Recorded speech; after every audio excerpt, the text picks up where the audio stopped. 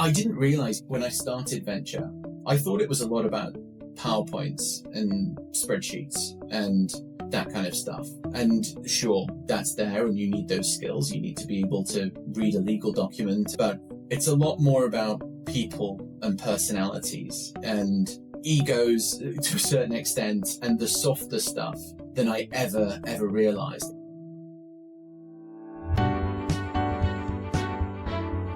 You are listening to The Sure Shot Entrepreneur,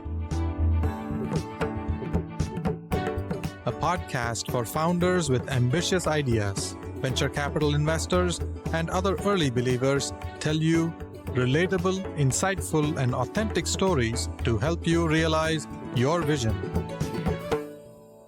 Welcome to The Sure Shot Entrepreneur. My guest today is Matt Jones. Matt is a managing director at Anthemis. He focuses on investments in insurance and risk-related technologies. Matt, welcome to the Sure Shot Entrepreneur. Thank you for having me. Let's start with your career. You started your career in insurance, not a very sexy industry to go to for most people. Tell us a little more about yourself, starting with your career. It's absolutely true. It's not the sexiest, but I've never regretted it. When I was leaving university, I was not sure what I wanted to do. I'd done a couple of internships. I did one at a fund of funds, hedge fund. I did one at an investment bank in London and had mixed experiences. There were parts of both of them that I really liked and really enjoyed. I was getting to the end of my time in formal education and thinking, what on earth am I going to do next? And I still don't know to this day how I knew, but I knew what a reinsurer was and what a reinsurer did, their role in the industry. I remember it was a Friday afternoon, the last day of the last week, the last month, the company was accepting applications, the company being Swiss Re. And I threw an application in at the very last minute, really not expecting anything to come of it. After a long interview process that sent me to Switzerland and assessment center and so on, ended up starting my career at Swiss Re in London and have loved it ever since. So it was like everyone else, I fell into insurance, but like everyone else, I've stuck around and very much enjoyed it. From the world of insurance, how did you fall into venture capital? Or was that a strategy that you picked and you targeted venture capital as your next move? I didn't. I was lucky. One of the best roles that I had at Swiss Re, I was working on the strategy plan for establishing a B2B2C life insurance company in the US. But as part of the strategy process, my colleague, my boss at the time, Elizabeth, she said, having previously worked in venture capital, we have to go and see what's happening in technology in Silicon Valley. We need to know what's coming up.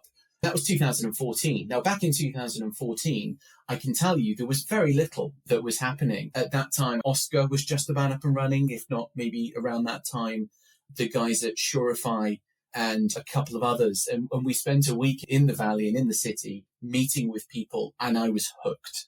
The vibe, the feeling that I got speaking to entrepreneurs, speaking to other investors, I knew that this was something that I absolutely had to come and do at some point. So I, good corporate citizen, put it to the back of my mind and tried to get on with my job, but it was always there in the background.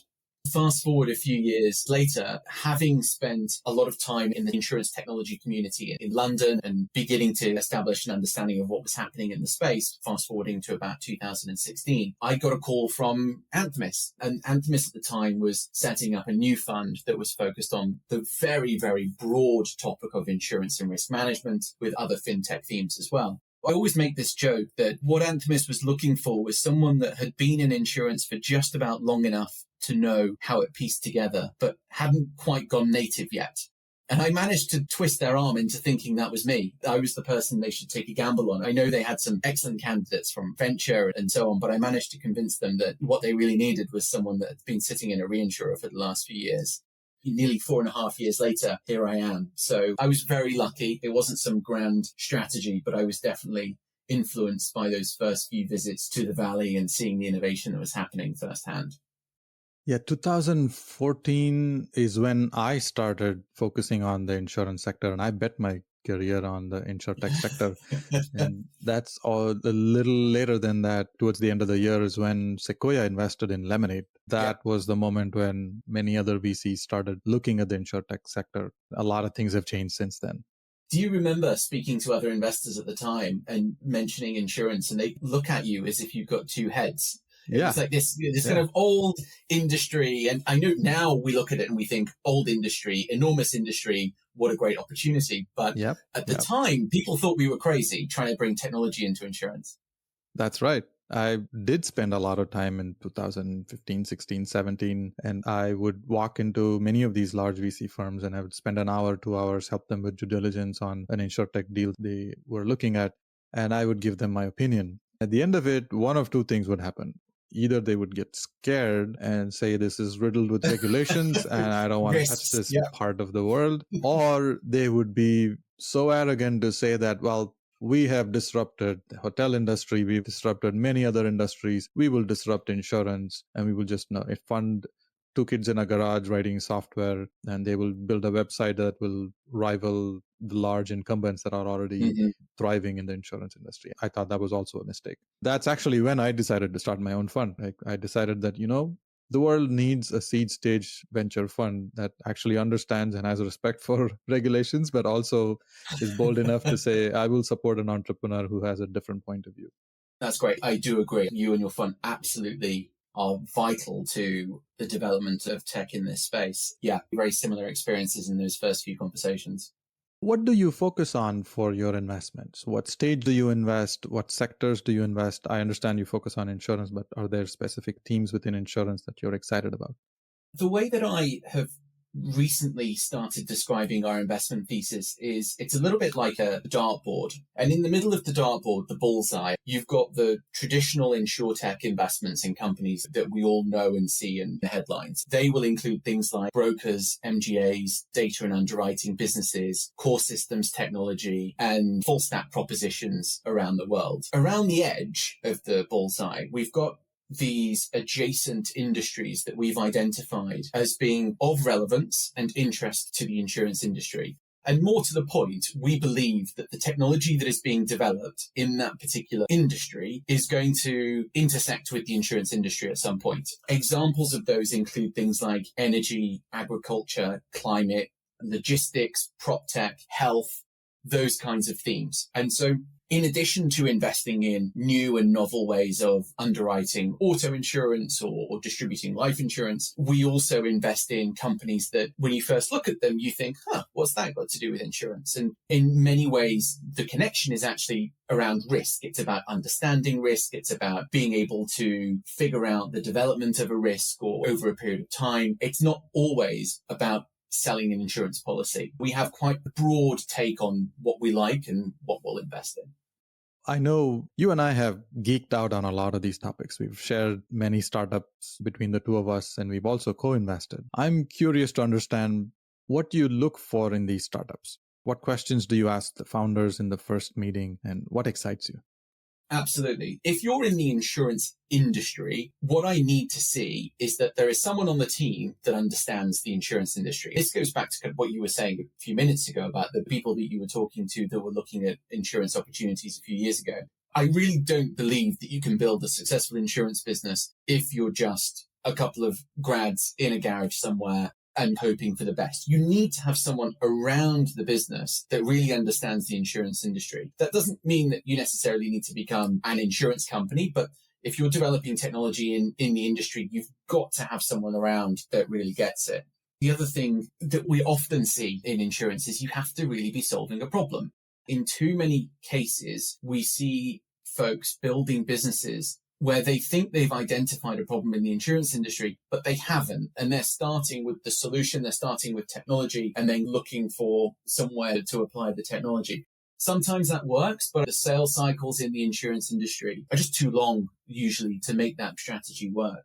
Some people really prioritize this over other things. Some people don't. The third thing for me is I really have to gel with a founder. We have to be able to get along, and we either share a view of the industry and where things are going. We enjoy our conversations together, but there's got to be a connection. We have to click. So I would say those are the three things that really come to my mind, as well as the usual checkboxes around product, market, team, so on. I see that you're very methodical in your approach and you look for specific things in these conversations. Can you give an example of a startup and talk about what happened in the first few meetings? At what point did you say, well, I really want to invest in this company?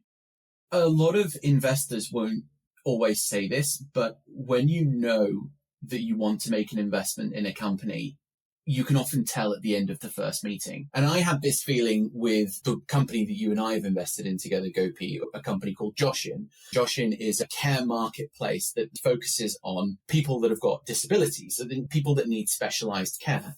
The two founders of this business, Melissa and Melanie, you could tell in that first call the passion that they had for the problem that they were solving and the in-depth understanding they had of the place that they were operating in was just phenomenal. I remember at the end of that first call, I put the phone down and I immediately started putting our processes into action. I knew these were two people that I wanted to back. These were two people that I wanted to invest in. Is it different for you? I generally feel like after the first meeting, I have a good idea as to whether it's something that will move forward. First meetings are critical. I make a lot of my decisions in the first meeting as well. What happens after the first meeting? Are there some steps that you take where you convince your colleagues? What can entrepreneurs do to simplify that process for you? That's a great question. The first thing that we would usually do after that first meeting is try to fix up a chance to meet with other members of the team. Within each fund, whether it's at Anthemis or anywhere else, generally speaking, there are a handful of people that will work on any specific opportunity. In my case, my colleagues, Ruth, Kate, and Sophie, Luis, Kyle, Georgia, we're a team that all works together. Depending on the stage of the opportunity, we will get everyone on the phone to meet the rest of the team. And that's a really good sense check because you might feel this as well, Gopi. You can get carried away after that first meeting. You can get really excited about an opportunity. These guys will come in and will ask really smart questions. What about this? What about this? Have you thought about this? After that second call, those challenges fall back to me or whoever's championing an opportunity, and I'll go away and start digging into them. Sometimes they are really good and obvious challenges, like the market size, for example, or what are the other opportunities and lines that this company will go into. Sometimes it's things like unit economics or something kind of far more long-term, a threat in the long term or something more strategic. The collective brain power of my colleagues, who are amazing, is incredibly valuable. Once we've got a rounded picture of the opportunity, and it can be as simple as a SWOT, strengths, weaknesses, opportunities, threats, we then move into a slightly more formal process where we'll start meeting with customers, users, reinsurance partners, all these stakeholders around the business. And then I would say the momentum really builds from there and the excitement as well. It should do. The excitement should flow from there and it should get more and more. If you're building excitement and the excitement's increasing from call to call, that's a really good sign. If it starts decreasing call to call, it's probably not going to go anywhere. Yeah, the investigation part, the due diligence is tricky. Sizing a market of an opportunity where the market is not available today and what it could be in the future is not very clear. And Joshin is a very good example. I'm a huge fan of what Melanie and Melissa are building. I believe their market's going to be way bigger than what we have recognized so far. It's really hard to do a proper study and understand where this company could be. It's only getting better with every month and every year. So it is quite challenging to make a decision based on limited data.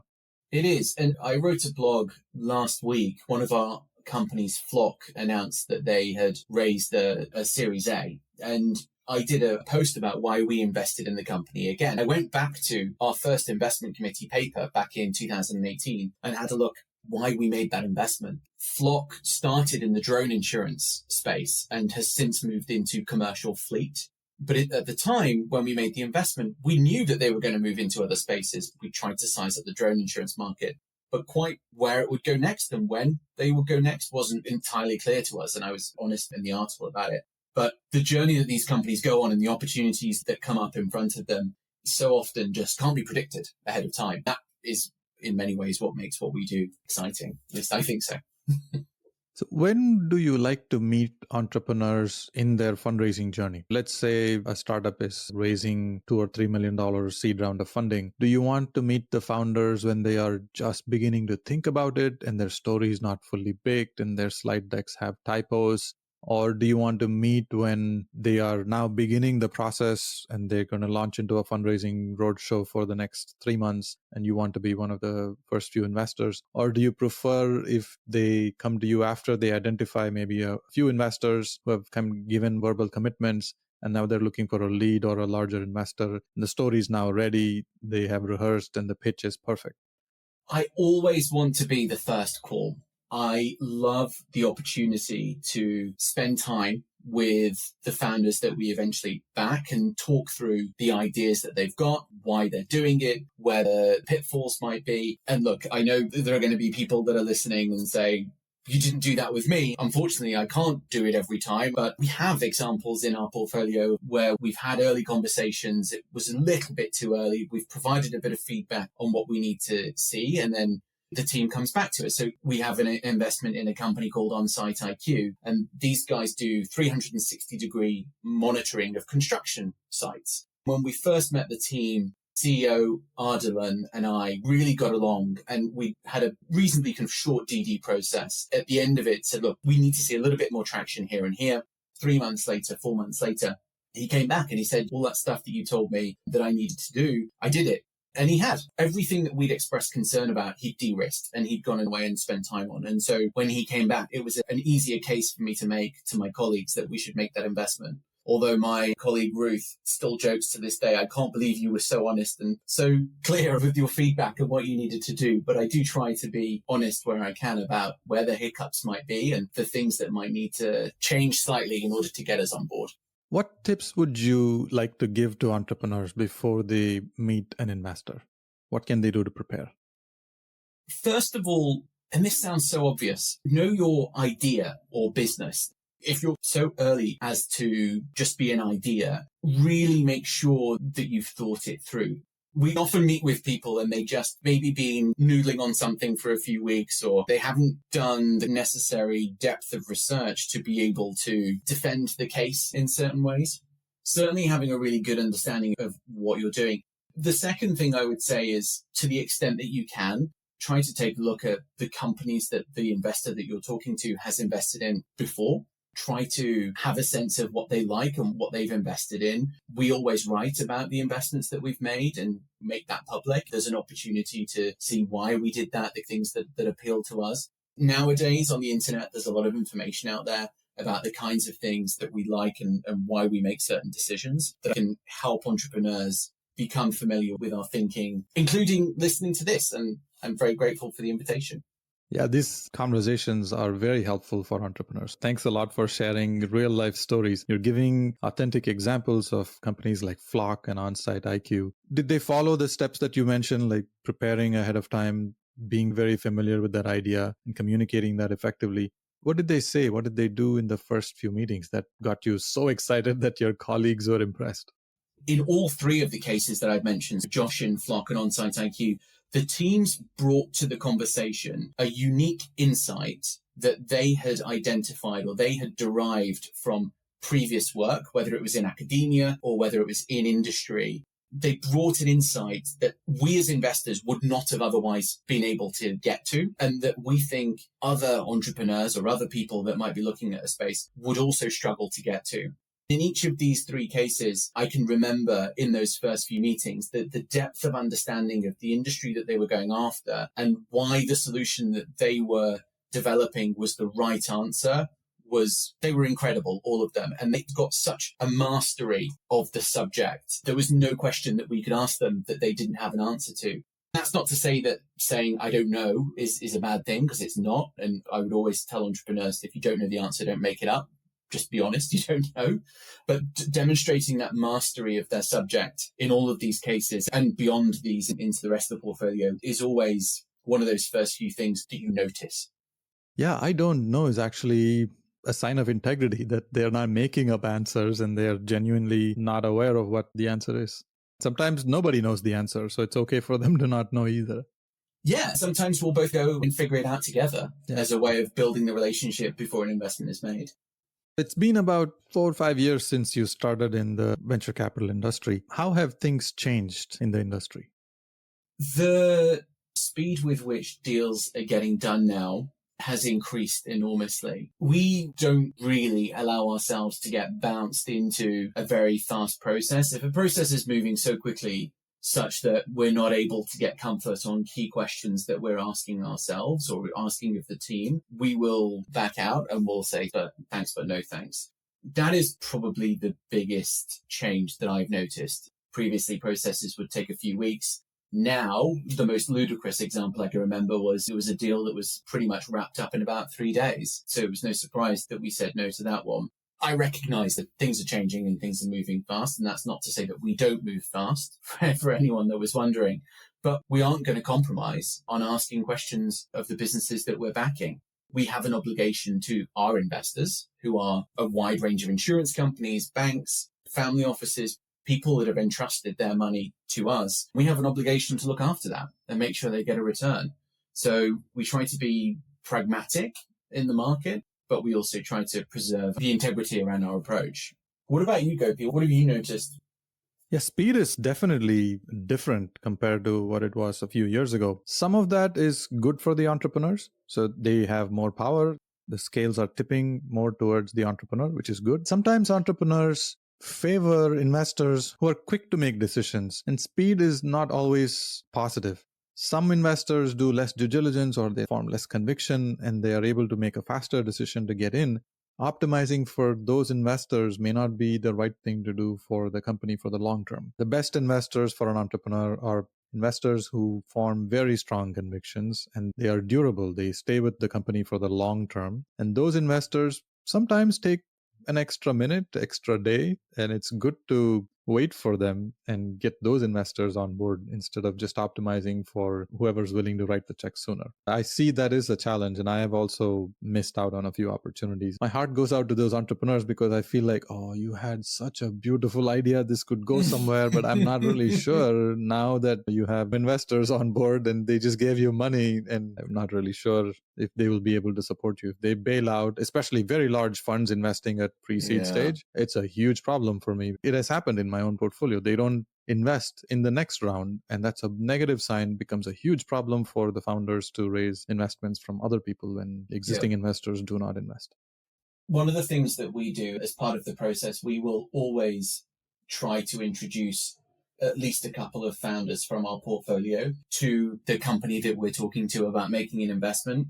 We do that because we think it's important for the new and the prospective portfolio company founder to really have a better sense of who we are as people. How do we react to things? What's important to us? What do we value? What about those times when we've disagreed on something or fallen out? How do we deal with those?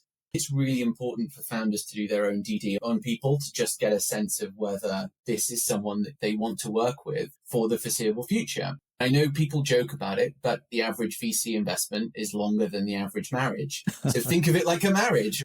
It is actually true. It's beyond just that startup. Most founder VC relationships last longer than that startup. And when the founder comes back for the next startup, those VCs usually come back and invest in the founder again. It's a long-lasting relationship. So spending the extra few due diligence calls to talk to other founders, doing research on the investor is a worthwhile investment on their side before they sign the papers. I'm curious to ask you, can you give an example of a company that didn't really perform the way you expected and how you managed the relationship? Yeah, every investor has got examples of companies that haven't worked out in their portfolio. In my opinion, there's a little bit too much of brushing it under the carpet and not really talking about it. Everyone's quick to tweet about amazing news and stuff. There are examples in our portfolio where you have to deliver a very tough message to a CEO about the availability of follow-on funding or why you disagree about a certain strategic decision. And they're rare. And I can count the true disagreements on one hand easily over nearly 5 years.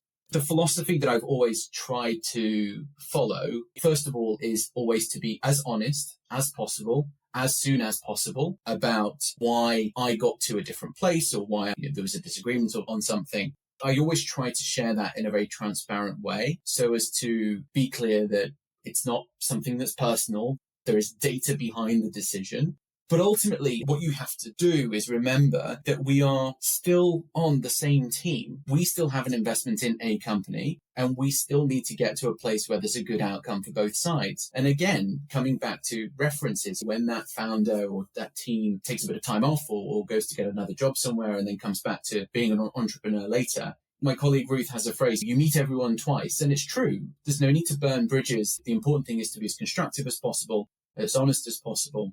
And generally 9.5 times out of 10, you can get to a good place. But just remembering that, yeah, you're on the same team. Everyone wants a great outcome. I didn't realize when I started venture, I thought it was a lot about PowerPoints and spreadsheets and that kind of stuff. And sure, that's there and you need those skills. You need to be able to read a legal document and model around. But it's a lot more about people and personalities and egos to a certain extent and the softer stuff than I ever realized. That's been a really difficult but rewarding learning curve for me as an investor, getting my head around that and what that means and learning accordingly. But I definitely didn't expect it when I started a few years ago. That's very thoughtful of you to share that insight and the lessons that you've learned through your career. It is a humbling experience when we watch entrepreneurs go through high highs and low lows. And sometimes we're helpless. We're not able to support them. And we have to wait.